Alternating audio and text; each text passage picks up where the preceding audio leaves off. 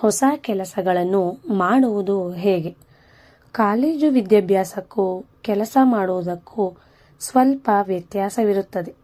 ಕೆಲಸ ಮಾಡುವ ಕಡೆ ಅಭ್ಯಾಸವಾಗಲು ಸ್ವಲ್ಪ ಕಾಲ ಹಿಡಿಯುತ್ತದೆ. ಹಾಗೆಂದು ನೀವು ಸುಮ್ಮನಿರಬೇಕಿಲ್ಲ. ಈ ಕೆಳಗಿನ ಸೂತ್ರಗಳನ್ನು ಪಾಲಿಸಿ ನೋಡಿ. ನಿಮಗೆ ಕೊಟ್ಟ ಕೆಲಸವನ್ನು ಮಾತ್ರವೇ ಮಾಡುವುದರಲ್ಲಿ ನಿಮ್ಮ ಪ್ರತಿಭೆ ತೋರಬೇಕಿಲ್ಲ. ನಿಮ್ಮ ಸಾಮರ್ಥ್ಯಕ್ಕೆ ಅನುಗುಣವಾಗಿ ಕೆಲಸ ಮಾಡಿದರೆ ನಿಮಗೆ ಒಳ್ಳೆಯ ಹೆಸರು ಬರುತ್ತದೆ. ಆದರೆ ಹಾಗೆಂದು ನಿಮಗೆ ಅಲ್ಲಿರುವವರಿಗಿಂತ ಹೆಚ್ಚು ತಿಳಿದಿದೆ, ಅವರಿಗಿಂತ ನೀವು ಹೆಚ್ಚು ಎಂದು ಭಾವಿಸಿಕೊಳ್ಳಬೇಡಿ. ಇದರಿಂದ ನಿಮಗೆ ಒಳ್ಳೆಯ ಅಥವಾ ಒಳ್ಳೆಯದಾಗದೇ ಹೋಗಬಹುದು. ನಿಮ್ಮ ಕೆಲಸದಲ್ಲಿ ಅನೇಕ ಅಡೆತಡೆಗಳು, ತೊಂದರೆಗಳು ಬರಬಹುದು.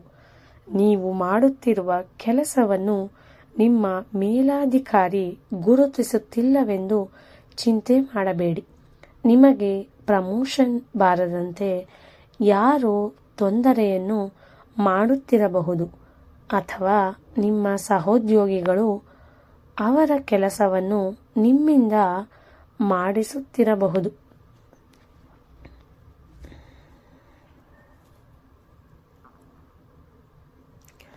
ಹಾಗಾಗಿ ಇದೆಲ್ಲದರ ಬಗ್ಗೆ ಚಿಂತಿಸುತ್ತಾ ಕುಳಿತುಕೊಳ್ಳಬೇಡಿ.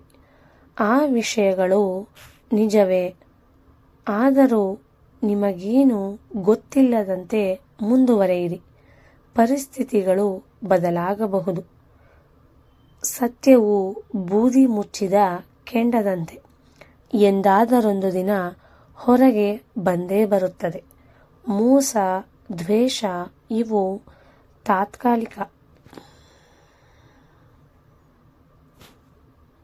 ಹಾಗಾಗಿ ಯಾವುದೇ ಕೆಲಸ ಕೊಟ್ಟರೂ ಏನೋ ಮಾಡಿ ಮುಗಿಸಬೇಕಲ್ಲ ಎಂದು ಯಾವತ್ತೂ ಮಾಡಬೇಡಿ. ಮನಸ್ಸಿಟ್ಟು ಕೆಲಸ ಮಾಡಿ. ಅವರಿವರನ್ನು ಕೇಳಿ ಕೆಲಸ ಕಲಿತುಕೊಳ್ಳಿ. ಕೇಳಿದರೆ ತಪ್ಪು, ಅವಮಾನ ಏನೂ ಇಲ್ಲ. ನಿಮ್ಮ ಕೆಲಸವನ್ನು ಪ್ರೀತಿಸಿ, ಪ್ರಾಮಾಣಿಕವಾಗಿ ಕೆಲಸ ಮಾಡಿ. ಅದನ್ನು ಒಂದಲ್ಲ ಒಂದು ದಿನ ಗುರುತಿಸುತ್ತಾರೆ. ಕೆಲಸ ಮಾಡುವ ಕಡೆ ಅನೇಕ ರೀತಿಯ ಜನರು ಇರುತ್ತಾರೆ. ಸುಮ್ಮನೆ ಕೆಲಸ ಮಾಡದೆ ಅಲ್ಲಿ ಇಲ್ಲಿ ಓಡಾಡಿಕೊಂಡಿರುವವರಿರುತ್ತಾರೆ. ಅವರಿವರ ಮೇಲೆ ಚಾಡಿ ಹೇಳಿಕೊಂಡು ತಿರುಗುವವರಿರುತ್ತಾರೆ.